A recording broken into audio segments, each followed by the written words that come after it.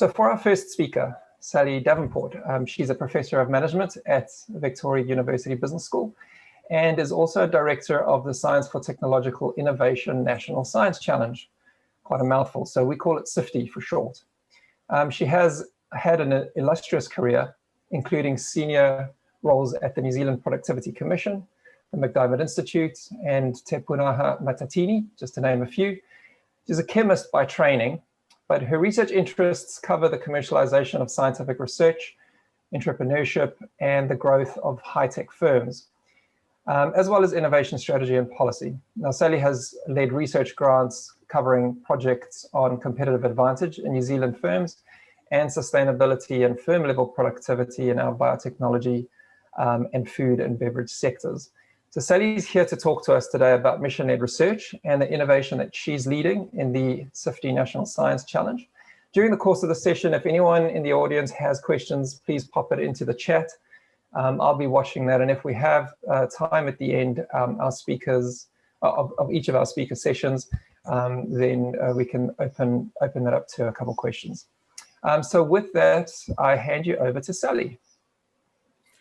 Thank you, Enrico, and tēnā koutou katoa to you all too. It's great to see some familiar faces on there. So here, this is the Global Innovation Index and you can see that New Zealand looks to be quite high on the score, but when you break it down and look at it in more detail, our problem is we're very high on the inputs, but not very good on that translation into economic growth. And you know, most of our economic growth was coming from things like agriculture and, of course, tourism, which, of course, this year has taken a bit of a dive. So we really do need to think about different ways of building up our economy so it's not so dependent on some of these things that when a pandemic comes around, we're not quite so well ready for it. And yet, on the other hand, you're somebody like Denmark, which New Zealand often likes to compare itself to, their input scores and output scores are both high and also quite equal. So they seem to have done something to make the system work in a much more efficient way, an effective way. So we like to think, we actually came across the work of Mariana Mazzucato a while back. Actually not before we'd actually set up a whole lot of things. So I've actually sort of retrospectively discovered some of her work on challenges and missions. And those of you who don't know Mariana, she's at University College London, and she's been working very closely with a lot of European governments, particularly about how do you start thinking about solving these really complex problems in a different way, because it has obviously not working at the moment with you know, obviously pandemics, but also climate change, you know, all of our other issues that are happening at the moment. So she's written quite a lot. There's a new book actually just come out this week. And she's very interested in how she first came to light because she started writing a bit more about the value that public sector, publicly funded research actually does in terms of supporting all of the private sector developments and a lot of tech around the world.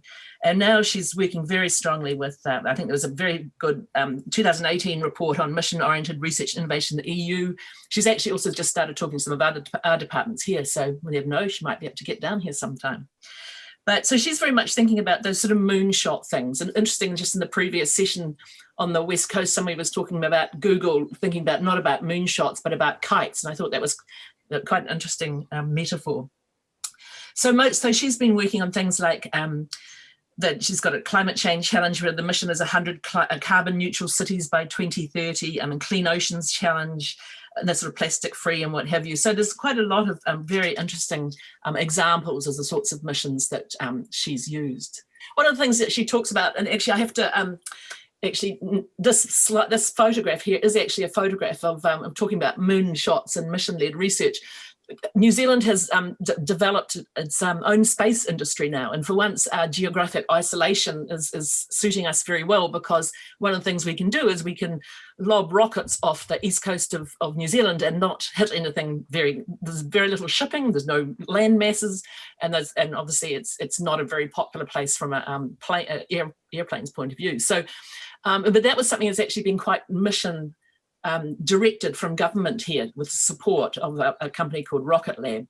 And that's an actual photograph of a launch from Castle Point near where Wellington is, looking north to where the launch is. So it sort of works for me in terms of one of Mariana Mazzucato's most well-known sayings is about the fact that innovation has not only a rate, but also a direction. So there's there's a guidance aspect of that, which is made much more explicit in these mission-oriented policies. So it's not about just throwing funds, but about doing so in specific ways. So it's quite orchestrated. And there's much about co-creating market shaping, and I'll get more into that shortly. So by harnessing the directionality of innovation, we can actually, hopefully, direct this more towards economic goals.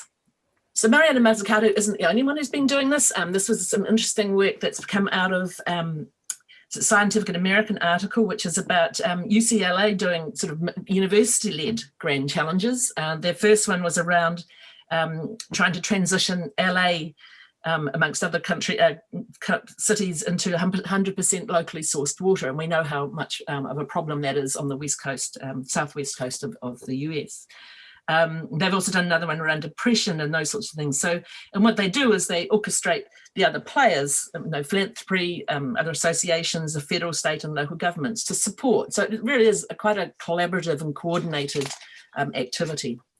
Okay, and it's not just something that's been happening in practice. The academics also have been discovering that some of these things might be useful to look at. So here's a couple of recent papers. One in Organisation Studies and the Academy of Management Journal, looking at grand challenges through research. And I think this is not just in the management literature, this is obviously very much in the innovation literature and in a lot of the other environmental management literature, cultural, social literature. So there's a lot of interest in these. But what a lot of these things don't do is they don't say how to do it. What they do say is that you need to be very flexible, that you need to be able to collaborate across boundaries, and about enabling experimentation. But I can't see many faces here, but I assume a few people might be nodding about the fact that most of our research systems, while they might talk about collaboration, flexibility and experimentation, they don't do it. They're very much about making people compete against each other for small amounts of funding. They're about making sure you've put milestones and goals in before you've started your project, and boy, if you miss one, you're in trouble. And certainly there's not very much likelihood that you'll be able to change what you're doing or be able to try new ways of doing things. You have to fit the mold to get the funding. So one of the things that I found in the Mariana Mazzucato's literature was this a framework for the things that you need to do mission-oriented innovation. Now, they're not in any particular order, and there's no arrows between them, but this is a framework that I thought, actually, this is quite useful, and I think I can see a lot of what we'd been doing, not without any particular intention, a lot of what we had done actually does fit this framework. So I'm going to now talk about the challenge, Science for Technological Innovation, or SfTI, which is very much trying to take on board the fact that we need to experiment. We need to try new ways of forming innovative teams. So the first thing that Mariana talks about is the fact that the selection should be done by a wide range of people. So so she thinks that very much the public should have a choice. It should be able to participate in this. And the interesting thing about the National Science Challenges was that they were actually, the ideas for them, or what the subjects should be, were actually crowdsourced from the New Zealand populace. This was way back in 2012. So there were about, you had about 4.5 million people. Not all of them obviously took part, but a lot of people put in ideas for what they wanted.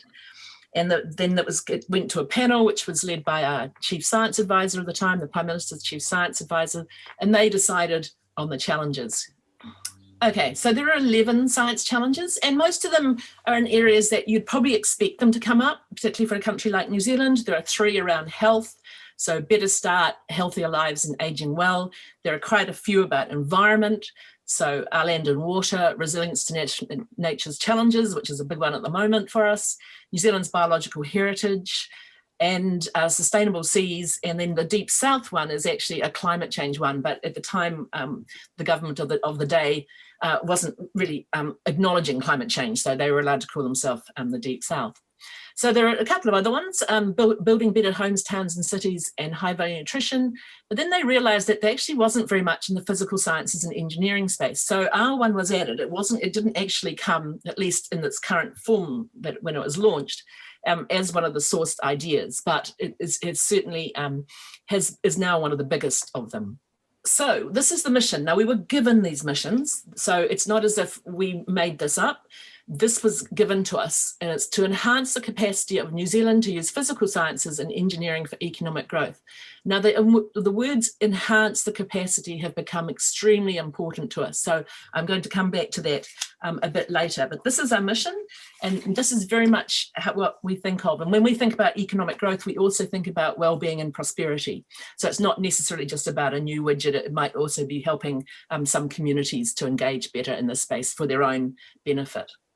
So we have 4 themes. So we like to think of ourselves as the Technology 4 challenge. I mean, if you look back at those other 10 challenges, they've got a definite focus in terms of what they're aiming at, whereas ours is very much a platform challenge, if you like. So we have 4 themes: Vision Mātauranga, which is how do we make the most of the Indigenous knowledge in the country, which is very strong in New Zealand. The Māori culture is extremely strong and very prosperous at the moment too. We have robotics, sensors and automation. We have materials, manufacturing, technology and design, and we have digital sciences, data sciences and digital technologies. So quite broad, as you can see, across, and really we could actually work in any sector, because just about any sector is going to be interested in artificial intelligence or robots or data management and things like that.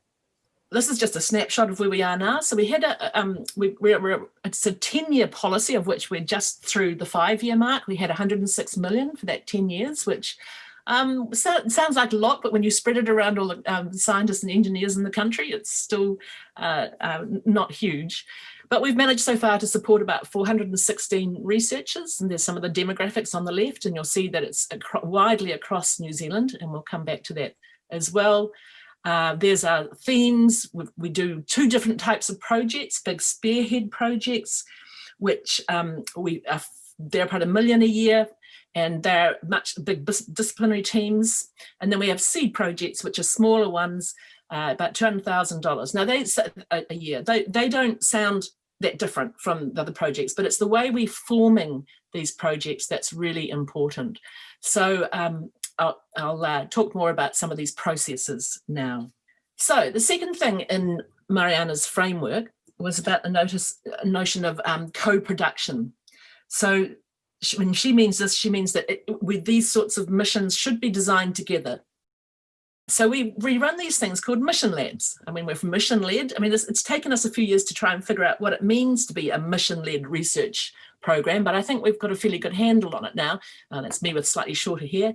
So what we do is we run these workshops, facilitated workshops with some of New Zealand's best New Zealand Inc. thinkers, so the industry people and Māori leaders who really want to think about what should we do for New Zealand's prosperity, not for my company's prosperity or my sector, but for New Zealand. And one of the ones that we did in the first round of the first mission labs was they're just going to come up with quite high level concepts, not detailed projects, just high level concepts. So we had ones with things like intelligent oceans came up as one. So what does that mean? It's sort of it means how do we use technology to actually farm in the deep sea where there's a bit more social license to do so. We had another one about flexible robots for working in dangerous environments, because a lot of New Zealand's agriculture, for example, it's not really conducive to sort of robots that you would use in a mass production factory. There was another one around digital marae. So that's really interesting about how do we capture the Mātauranga Māori, the Māori knowledge, Māori history, the whakapapa, and get it together into a digital form that will be much more accessible to people both in New Zealand and overseas. We've also been trying some new things, so not just around those traditional things, but we also got challenged to say, well, these are all these mature people in this mission lab.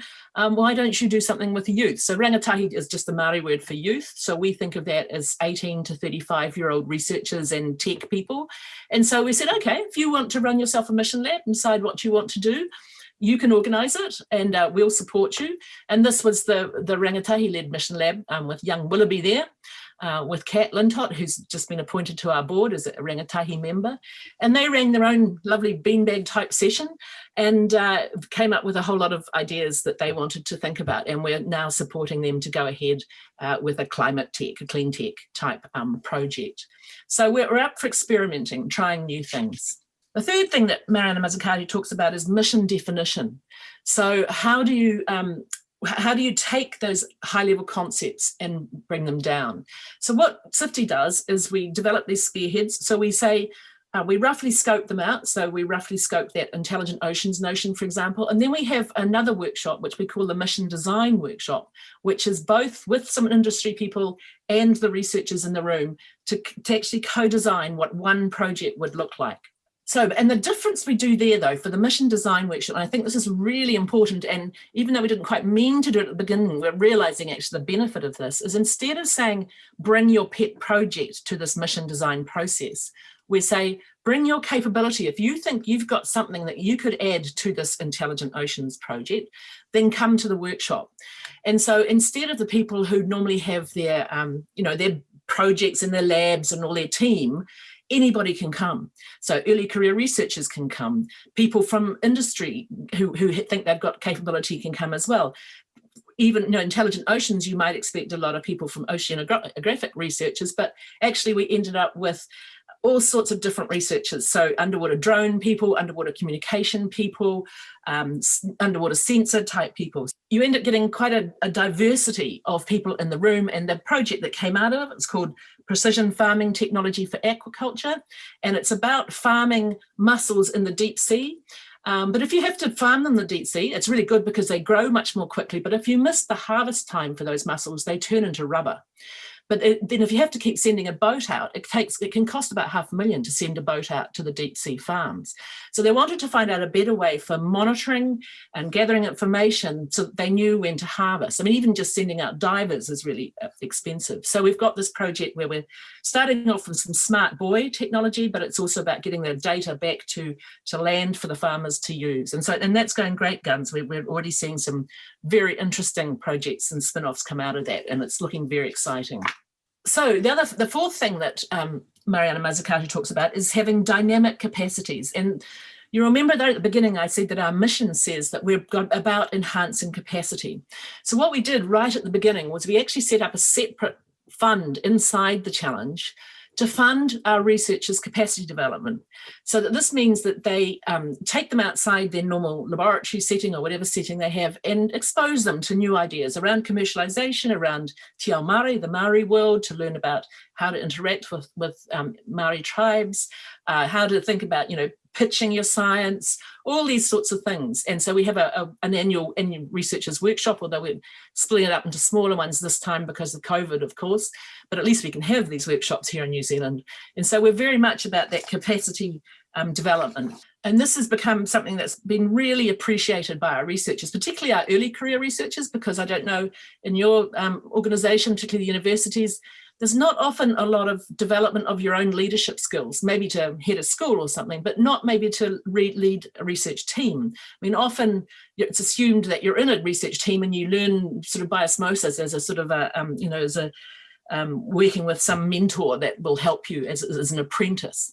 Whereas what we've been developing separate leadership team processes specifically for people who want to lead these sorts of innovative research teams, as well as other things. And so you can see there's lots of different things that we do. We do these with partners, and which you're going to hear from shortly. It's not just us doing it ourselves. We work very closely with KiwiNet.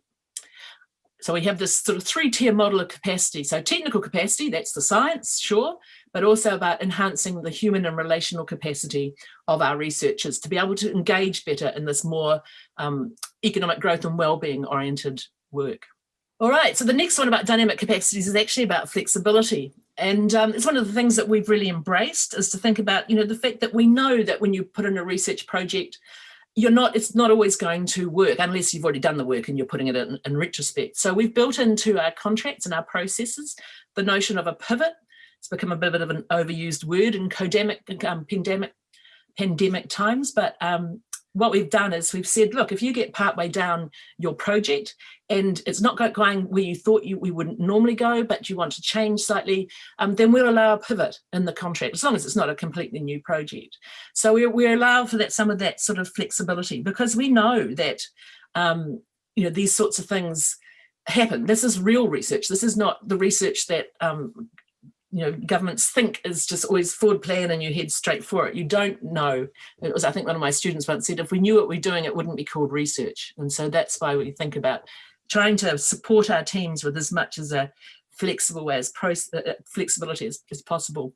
Now, a lot of people say to us, isn't this really expensive to do all this upfront sort of, mission labs and mission designs and all these sorts of things? But actually, in most systems, if you actually costed all of the time and effort that all of the researchers put into putting in applications, and then only 10% of them get funded, I think actually this approach is actually a lot cheaper and probably more efficient, I would say, because there's that unseen cost to the system of all those people developing projects and proposals that never see the light of day.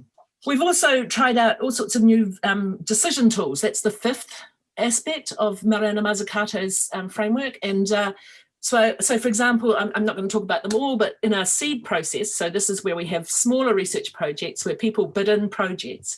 And if they meet a quality hurdle, then we just put them into a ballot, and it's luck of the draw. And instead of going through that agony of trying to go, this one's slightly better than that one in an order. So that way, it's just that we haven't got enough money to fund them all.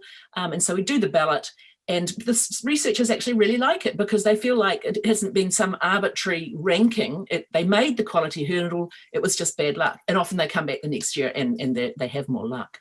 One of the other things we've been doing quite a lot of, and it's becoming even more important at the moment with the pandemic-related lack of travel, is to support our early career researchers. So, for example, those seed projects, which may look like quite traditional bottom-up projects, and if they get funded through the ballot, what then happens actually is we match them up with senior researchers on our leadership team who mentor them through the process. And we've got pretty good feedback now from a lot of them that this has been really helpful, that some senior person is really interested in their work. And I think we're probably getting more productive, more productivity out of these younger researchers because they've had a chance to manage their own project, but with support from one of our leadership team. So I've already mentioned the pivot. So we always talk about this in innovation, that failure is not opposite of success, it's actually part of it. It's part of that learning. And so I've already talked about the pivot and the pursue. We work very hard around milestones, not in the way that you'll be chopped off if you don't make it, but to help people make sure that the program is on track and getting ahead. We have actually stopped a couple of projects that weren't going well. So the managing failure is really important. It was not very easy to do. Most universities don't like getting funding cut, but we have done that. And the last couple of slides here is just about the last notion there, which is sharing rewards.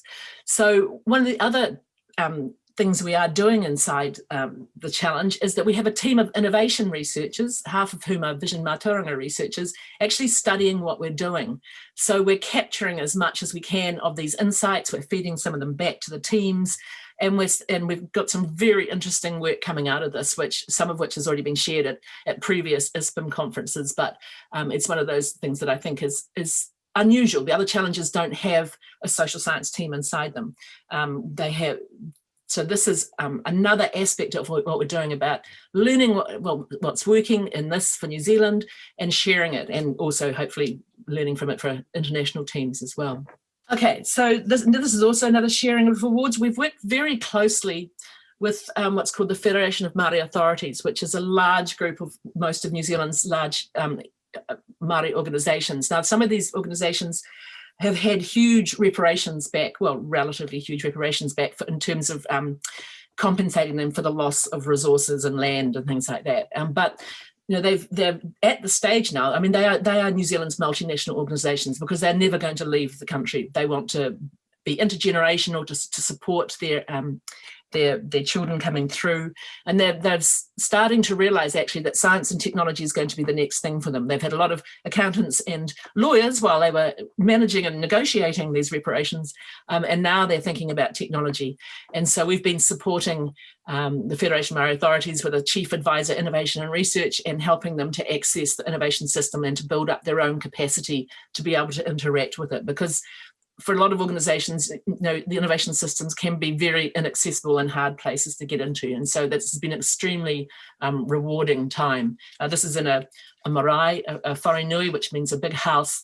And there's a lot of meaning on those panels on the walls and the carvings. There's a lot of, it's a computer, if you like. It's stored a huge amount of knowledge in there. So what we think about in terms of sharing awards is, and it's one of the things that we've taken on board very seriously at the Science Challenge, is that we've got to be doing things that are different from normal. I mean, there's no point us existing with my leadership team of 10 people and my program office of 10 people if we were just dishing out money like a normal fund. Otherwise, our ministry might as well do it and save the money on our salaries and what have you. But the nice thing about what we're able to do is we're at arm's length from the government. So, so we can take more risks. That's the experimentation part. Whereas if our government, our ministry decided to try and do new processes, they might end up on the front page of the newspaper and having to explain to their minister. Whereas we can do this, we can experiment, work out what works, keep going, scale it up, all those sorts of things, enhance the capacity. These are all things, so it's the most wonderful experience, not only, I hope, for our system, but for those of us who are leading this, to be able to feel like we're actually making a difference in terms of changing the way that we can form these teams. All right, so that's just my last slide with a little cheeky photograph of New Zealand from above, sort of. So if you're that's Ngā mihi nui, and thank you very much. If you've got any questions, I'm sure there are some in the chat. But thank you very much for your attention, and I hope that was of interest to you.